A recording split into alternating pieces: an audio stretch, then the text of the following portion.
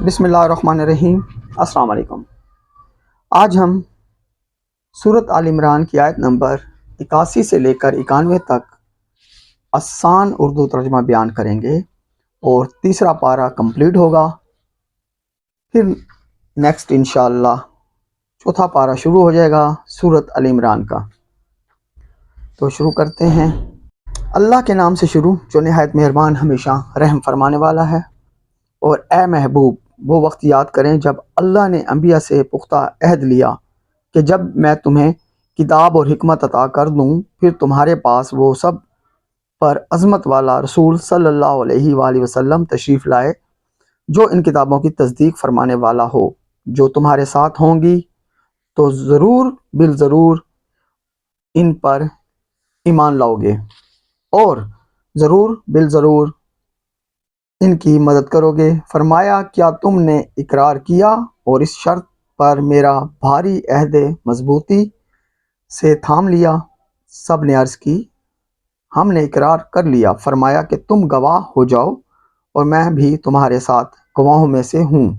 پھر جس نے اس اقرار کے بعد روح گردانی کی، بس وہی لوگ نافرمان ہوں گے۔ کیا یہ اللہ کے دین کے سوا کوئی اور دین چاہتے ہیں؟ اور جو کوئی بھی آسمانوں اور زمین میں ہے، اس نے خوشی سے یا لاچاری سے بہرحال اسی کی فرما برداری اختیار کی ہے اور سب اسی کی طرف لوٹائے جائیں گے۔ آپ فرمائیں ہم اللہ پر ایمان لائے ہیں اور جو کچھ ہم پر اتارا گیا اور جو کچھ ابراہیم اور اسماعیل اور اسحاق اور یعقوب علیہ السلام اور ان کی اولاد پر اتارا گیا ہے، اور جو کچھ موسیٰ اور عیسیٰ اور جملہ انبیاء علیہ السلام کو ان کے رب کی طرف سے عطا کیا گیا ہے، سب پر ایمان لائے ہیں۔ ہم ان میں سے کسی پر بھی ایمان میں فرق نہیں کرتے اور ہم اسی کے تابع فرمان ہیں۔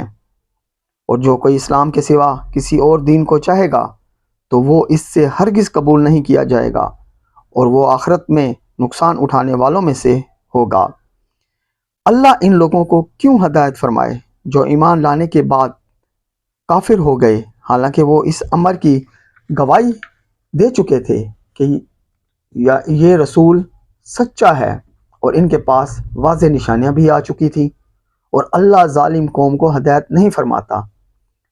ایسے لوگوں کی سزا یہ ہے کہ ان پر اللہ کی اور فرشتوں کی اور تمام انسانوں کی لعنت پڑتی رہے۔ وہ اس پھٹکار میں ہمیشہ گرفتار رہیں گے اور ان سے اس عذاب میں کمی نہیں کی جائے گی اور نہ انہیں مہلت دی جائے گی، سوائے ان لوگوں کے جنہوں نے اس کے بعد توبہ کر لی اور اپنی اصلاح کر لی، تو بے شک اللہ بڑا بخشنے والا مہربان ہے۔ بے شک جن لوگوں نے اپنے ایمان کے بعد کفر کیا پھر وہ کفر میں بڑھتے گئے، ان کی توبہ ہرگز قبول نہیں کی جائے گی اور وہی لوگ گمراہ ہیں۔ بے شک جو لوگ کافر ہوئے اور حالت کفر میں ہی مر گئے، تو ان میں سے کوئی شخص اگر زمین بھر سونا بھی اپنی نجات کے لیے معاوضہ میں دینا چاہے تو اسے ہرگز قبول نہیں کیا جائے گا۔ انہی لوگوں کے لیے دردناک عذاب ہے اور ان کا کوئی مددگار نہیں ہو سکے گا۔ جزاک اللہ۔